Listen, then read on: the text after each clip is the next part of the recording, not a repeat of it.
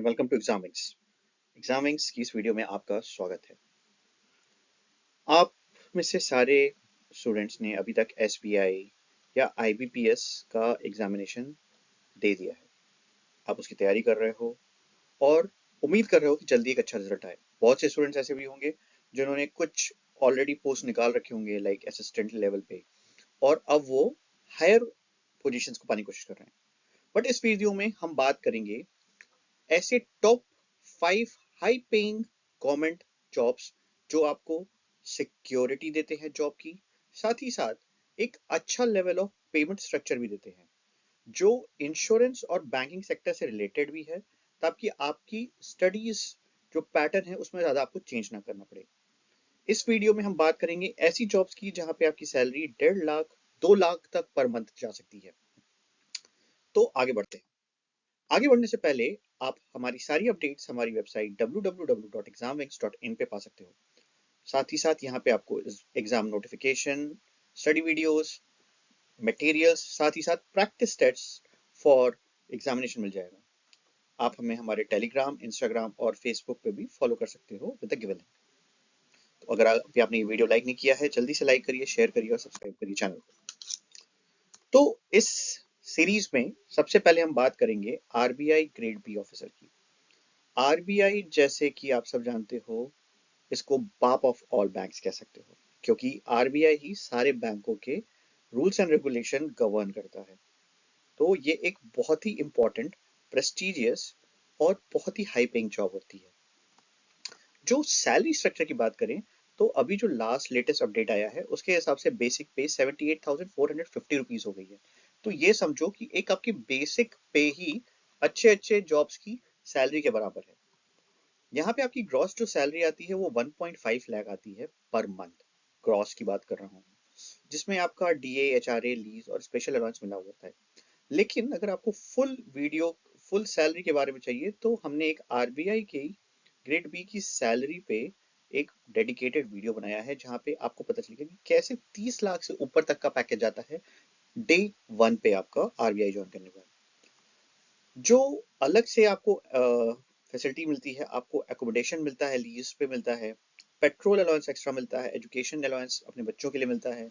आप अगर हायर से एजुकेशन के लिए जाते हो तो उसमें फैसिलिटी मिलती है, एलटीसी मिलती है, मेडिकल फैसिलिटीज मिलती हैं, जो कि काफी अच्छी है इंडस्ट्री स्टैंडर्ड के हिसाब से।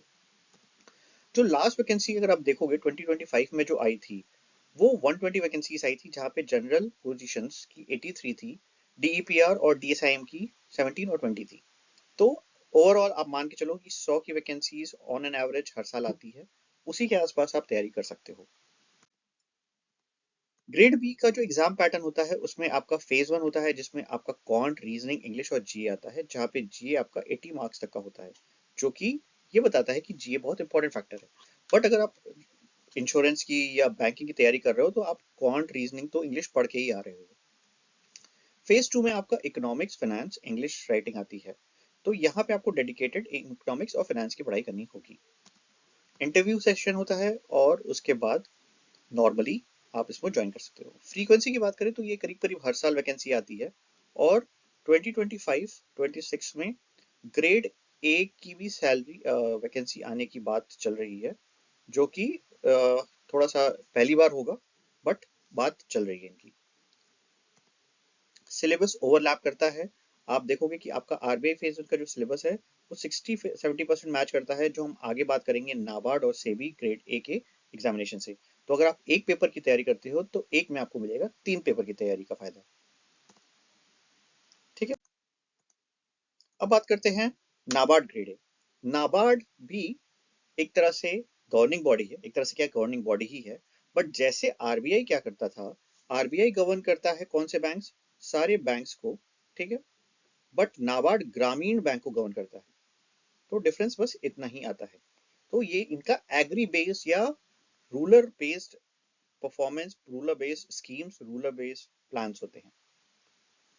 सैलरी स्ट्रक्चर की बात करें तो इनका बेसिक पे तो थोड़ा कम दिखता है आपको, ग्रेड ए की बात हो रही है।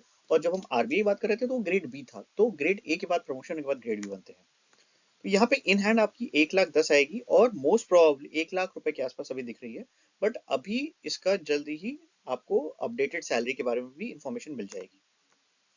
नाबार्ड के ऊपर भी हमने एक डेडिकेटेड सैलरी की वीडियो बनाई हुई है, आप जाके उसको चेक कर सकते हो। पर्क्स जो है वही housing, petrol, newspaper, medical, travel allowance से एक आपको अच्छे खासे अमाउंट का मिलता है। बात अमाउंट की है, मिलता तो सब जगह है बट यहाँ अमाउंट अच्छा होता है। जो लास्ट वैकेंसीज आई थी वो 91 वैकेंसीज थी 2025 में। और एग्जाम पैटर्न में भी आप देखोगे तो पैटर्न आपका फिर से वही दिखता है आपको। Quant, reasoning, English, GA, economics and social issues जो हम वहां भी पढ़ रहे हैं आरबीआई के लिए। ईएसआई, एआरडी आपका मीन्स में होता है और इंटरव्यू और साइकोमेट्रिक टेस्ट होता है। बात करें फ्रीक्वेंसी की तो ये साल में या मैक्सिमम 1.5 साल में आता है, 1.5 ईयर्स में हर बार आता हुआ दिखेगा अगर आप पिछला ट्रेंड देखोगे तो। अगर आप 2026 को टारगेट कर रहे हो तो that is very good option. Syllabus again RBI phase 1 से ओवरलैप करता है। ईएसआई सेक्शन तो पूरा का पूरा मतलब समझ लो 50% तक आरबीआई से मैच कर जाता है। आरबीआई की अगर आप प्रिपरेशन करते हो और एग्रीकल्चर की बात पे थोड़ा सा ध्यान रखते हो क्या न्यूज है उसके बारे में, तो नाबार्ड आराम से आप पहले अटेम्प्ट में निकाल सकते हो। अब बात करते हैं सेबी की। भाई अगेन गवर्निंग बॉडीज की बात कर रहे हैं हम, तो सेबी एक बहुत अच्छा जॉब है। यहाँ सेबी क्या काम करता है, सेबी भी गवर्न करता है किसको, ये स्टॉक्स मार्केट को गवर्न करता है। ये रूल्स बनाता है स्टॉक्स के लिए, जैसे अभी तक हम पढ़े ग्रामीण बैंक का रूल्स बनाने वाली नाबार्ड और आरबीआई बनाती है नॉर्मल बैंक्स के लिए, वैसे ही सेबी बनाती है स्टॉक मार्केट में काम करने के लिए। सैलरी का बेसिक पे यहाँ पे 62,500 है जो कि बहुत अच्छा है। और आपका जो ग्रॉस होगा वो 140 180 के आसपास बनेगा, डिपेंड्स ऑन कि आपको एकोमोडेशन मिलता है या आप नहीं लेते हो। जो लास्ट वैकेंसी 2025 में आई थी 135 वैकेंसी, 135 वैकेंसीज आई थी जिसमें अलग अलग department like general, legal, IT, research, engineering and official language की वैकेंसीज आई थी। एग्जाम पैटर्न अगेन सिमिलर दिखता है, जहाँ पे आपको क्वांट, रीजनिंग, इंग्लिश, जीए और सिक्योरिटी मार्केट पेपर के बारे में एक्स्ट्रा पढ़ना पड़ेगा। स्पेशलाइज पेपर फाइनेंस और इकोनॉमिक्स यहाँ पे भी देखना पड़ेगा जो आपने आरबीआई और नाबार्ड में भी देखा हुआ है। इंटरव्यू नॉर्मल होता है। अब यहाँ पे एक जो कैच है वो कैच ये है कि भाई इस चीज का ध्यान रखना, मुंबई में ही पोस्टिंग होती है मैक्सिमम, क्योंकि वहीं पे भाई स्टॉक मार्केट है, मुंबई स्टॉक एक्सचेंज। ठीक है, तो बीएससी के आसपास है, वहीं इनका हेडक्वार्टर्स है। इनके मैक्सिमम ब्रांचेस, कुछ रीजनल ब्रांचेस हैं जो हर स्टेट में एक या दो हैं। ठीक है, जैसे दिल्ली में एक हो गया, बंगाल में एक हो गया, तो बहुत ज्यादा ट्रांसफर इसमें होता नहीं। Frequency again same, 1 to 1.5 years में इसकी वैकेंसी आती रहती है। ओवरलैप करता है इसका सिलेबस काफी हद तक आरबीआई के प्री से। बट इकोनॉमिक्स में अगर आप देखोगे तो इकोनॉमिक्स और फाइनेंस आपको फेज 2 में भी मिलने को देखने को मिलेगा। थोड़ा सा आपको बेसिक चेंज स्टॉक्स के बारे में पढ़ना पड़ सकता है, मार्केट के बारे में पढ़ना पड़ सकता है, जो अलग हो जाएगा। बट अगर आप इसकी तैयारी करते हो तो 70% आपका आरबीआई से ही मैच कर जाएगा सिलेबस। आगे बढ़ते हैं L I C double A के बारे में। L I C double A, बाकी अभी तक हमने जो इस ग्रुप के तीन बैंक्स के तीन जॉब्स के बारे में बात की उससे थोड़ा अलग है, क्योंकि ये एक गवर्निंग बॉडी नहीं है। L I C governing body नहीं है, लेकिन एल आई सी को इस सेक्शन में से रखा है कि ये एक अच्छी हाई पेमेंट जॉब है और इसमें number of vacancies as compare to बाकी से ज्यादा आती है। वैसे तो इंश्योरेंस को गवर्न करने के लिए आईआरडीएआई है और उसकी भी वैकेंसी आती है, बट उसकी फ्रीक्वेंसी लो होती है, वो 2-3 साल में एक बार आती है, इसलिए मैंने इस लिस्ट में अभी उसको नहीं रखा है। तो अब हम बात करते हैं L I C W की, या असिस्टेंट एडमिनिस्ट्रेटिव ऑफिसर की। इंश्योरेंस सेक्टर में इससे ज्यादा सैलरी आज की डेट में कोई नहीं देता, चाहे वो आपका न्यू इंडिया इंश्योरेंस हो, नेशनल इंश्योरेंस हो या ओआईसीएल हो। तो आज की डेट में, आने वाले टाइम में अभी निगोशिएशन चल रहा है, क्योंकि एलआईसी अपना अलग निगोशिएट करता है और बाकी लोग मिलकर निगोशिएट करते हैं, तो एलआईसी को किसी के साथ नहीं चला पाता। तो अगर आप बेसिक पे देखोगे तो बेसिक पे में आरबीआई, नाबार्ड और सेबी को भी पीछे छोड़ देता है एलआईसी। आरबीआई की भी बेसिक पे 78,000 है, एलआईसी कहता है मेरा बेसिक पे 88,000 ले लो, और इस मामले में ये काफी अच्छी बेसिक पे देते हैं। बट अदर पार्ट्स पे ये थोड़ा सा पीछे आ जाते हैं, क्यों, क्योंकि इनकी अदर फैसिलिटीज उस लेवल की नहीं है जैसा आरबीआई, नाबार्ड या सेबी देते हैं। तो इन हैंड सैलरी यहाँ पे आपको 1,10,000 के आसपास मिलती है स्टार्टिंग में, डे वन से। अदर फैसिलिटीज के लिए मैंने मल्टीपल वीडियोस बनाई हुई है, we have multiple videos.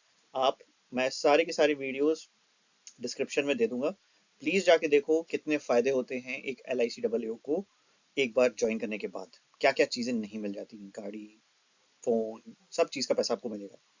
Last examination vacancies 800 post आई थी डबल ए की 2025 में। अब आप देखो, जहां पे वहां हम 100 और 25 और 80 पोस्ट की बात करें, यहाँ 800 पोस्ट आई थी। ठीक है, और it is one of the major PSU insurance recruitment.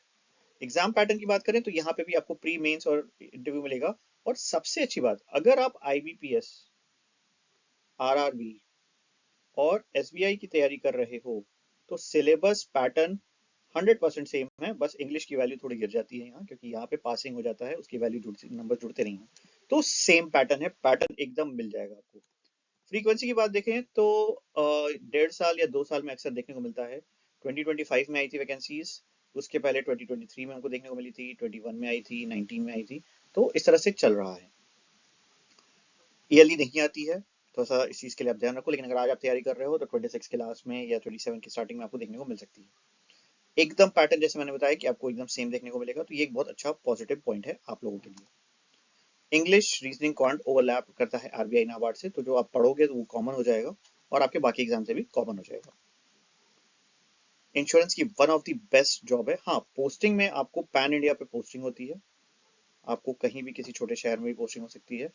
बहुत गांव में नहीं होती जैसे बैंकों में होती है, क्योंकि गांव में इंश्योरेंस नहीं होती, वो डिस्ट्रिक्ट हेडक्वार्टर्स में ही ज्यादातर ब्रांचेस होती हैं। बात करते हैं अब आईआरडीआई के ग्रेड ए की। अब ये है क्या भाई, गवर्निंग बॉडी ऑफ इंश्योरेंस। तो सैलरी यहाँ पे आपका बेसिक पे आज की डेट में 44,000 है, इसकी भी अभी निगोशिएशन चल रही है और जल्दी ही अपडेटेड सैलरी आ जाएगी। जो ग्रॉस बनती है वो 145 बनती है। अब आप देखो कि बेसिक कम होने के बाद भी ये कितना क्रॉस करा देते हैं, क्योंकि इनकी फैसिलिटीज बहुत ज्यादा हैं। एग्जाम की वैकेंसीज लास्ट साइकिल में 40 वैकेंसीज आई थी, और एग्जाम पैटर्न वही, रिटन एग्जामिनेशन डिस्क्रिप्टिव, जो आपका स्ट्रीम बेस्ड पेपर होगा, और साथ ही साथ आपका इंटरव्यू होगा। देखो फ्रीक्वेंसी यहाँ पे फिक्स नहीं है, वही 1 से 2 साल में आती है। तो इंश्योरेंस का ये दो बन रखा है, एलआईसी और आईआरडी। देखो कुछ और एग्जामिनेशन है जो इस वीडियो में नहीं कवर किए गए हैं, अगर आप चाहोगे तो आने वाली वीडियोस में कवर कर सकते हैं।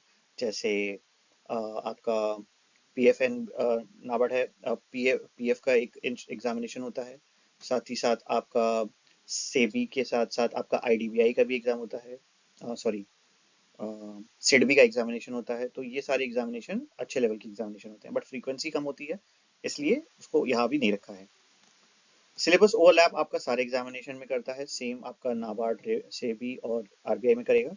और सेबी जैसे रेगुलेटरी बॉडीज की बात करते हैं, ये भी कुछ हद तक फाइनेंशियल और इंश्योरेंस सिक्योरिटीज की बात करते हैं, तो वो एक ओवरलैपिंग पॉइंट मिल जाएगा आपको।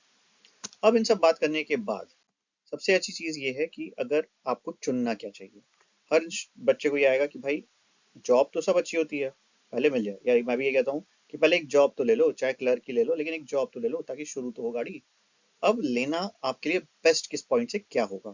तो देखो यहाँ पे मैंने कुछ चीजें शॉर्टलिस्ट की हैं आप लोगों के लिए कि आपके लिए क्या है। अगर आपको हाईएस्ट सैलरी और भौकाल, प्रेस्टीज चाहिए, तो आरबीआई ग्रेड बी की तैयारी कर लो, उसको निकाल लो। आरबीआई में जिन यूपीएससी के भी बहुत से प्रिपेयर करने वाले बच्चे जाके ज्वाइन करते हैं।